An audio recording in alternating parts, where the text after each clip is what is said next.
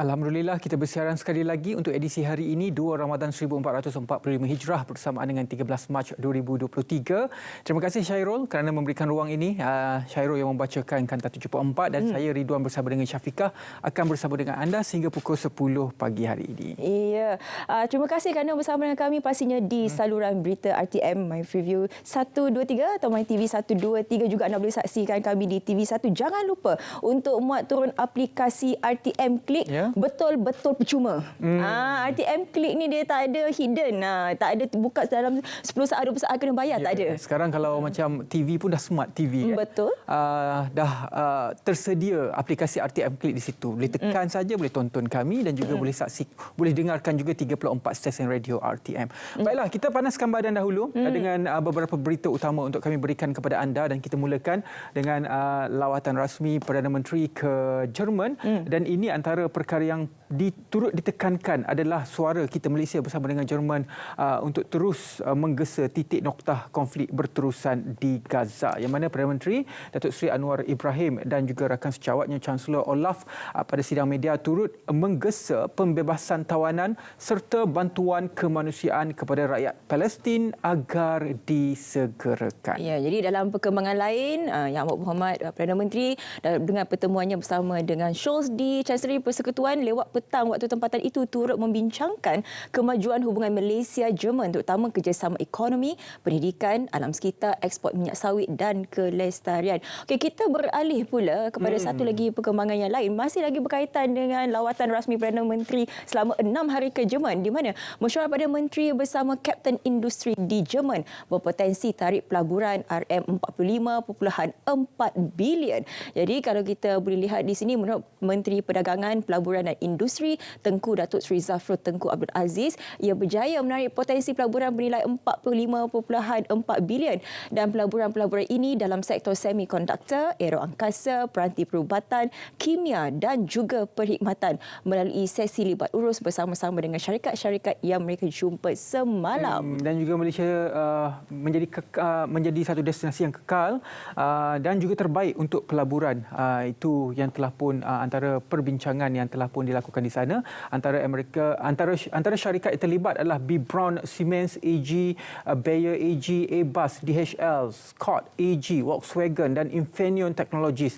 Itu antara syarikat yang telah pun berada di Malaysia. Ada syarikat yang telah pun berada di Malaysia lebih daripada 50 tahun. Dan untuk pengetahuan semua, Malaysia dengan Jerman antara rakan dagang terbesar Malaysia dengan Jerman adalah dari segi rakan dagangnya, Jerman adalah negara Eropah yang paling besar antara kita berdaganglah.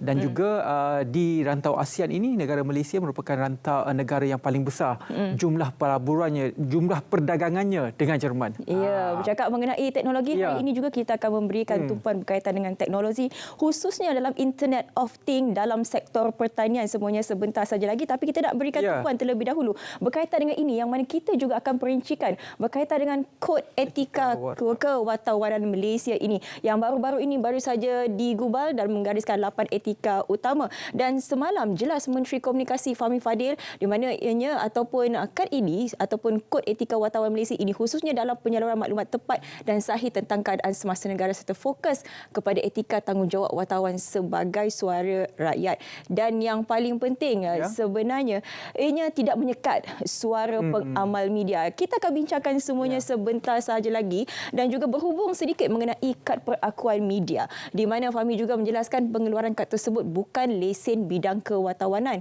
Sebaliknya, bagi memudahkan kumpulan itu membuat liputan terutama dalam program rasmi kerajaan. Okey, sekalinya akan diperincikan sebentar saja lagi sedikit mengenai Kementerian Pertahanan kita. Ini adalah berkaitan dengan LCS pertama yang telah pun mencapai 85%. Jadi LTS ini adalah kapal tempur pesisir yang telah pun dijangka siap pada 85% menjelang November ini. Walaupun kapal dah siap 85%, tapi ia perlu melalui ujian, kerana itu sebahagian daripada 4 elemen. Jadi itu antara sedikit perkembangan, dan juga sedikit juga perkembangan dalam sidang media ini yang mana ia berkaitan dengan PLKN, yang mana menterinya berkata PLKN ini modulnya masih lagi berasaskan 80% latihan ketenteraan dan juga 20% lagi kenegaraan dan tidak bercadang untuk dilakukan ataupun dilaksanakan kepada pelajar sekolah. Orang yang mempunyai yang berumur 17 tahun ke atas, tapi tidak lagi dimaktubkanlah. Okey, itu berkaitan dengan PRKN. Ini pula berkaitan dengan persiapan Harimau Malaya. Jadi kalau kita boleh lihat latihan berintensiti tinggi, medan baru ataupun medan muka baru, bukti kemampuan. Ini menjelang aksi kelayakan Piala Dunia 2026, Piala Asia 2027 pada 22 Mac ini.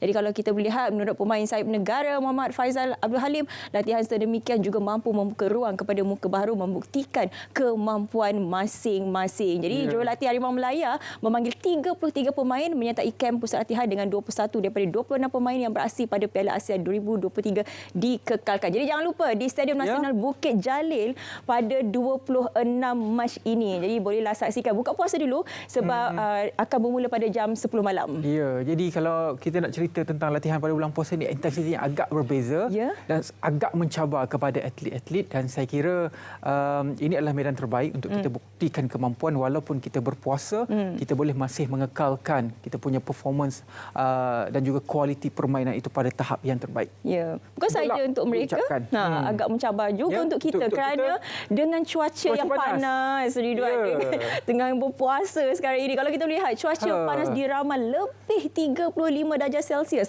di Semenanjung Sabah sehingga minggu depan. Jadi kena minum banyak air lah waktu sepanjang daripada berbuka sehinggalah bersahur. Disarankan 3.7 liter, tapi jangan terus minum sebab kapasiti perut 1.5 liter. Kena minum sikit-sikit lah, dalam 9 ke 11 gelas. Jadi itu sedikit pesanan kepada anda, pembuka tirai Selamat Pagi Malaysia dengan berita-berita yang terkini. Kita berehat seketika, banyak lagi yang kami akan kongsikan kepada anda selepas ini dalam Selamat Pagi Malaysia.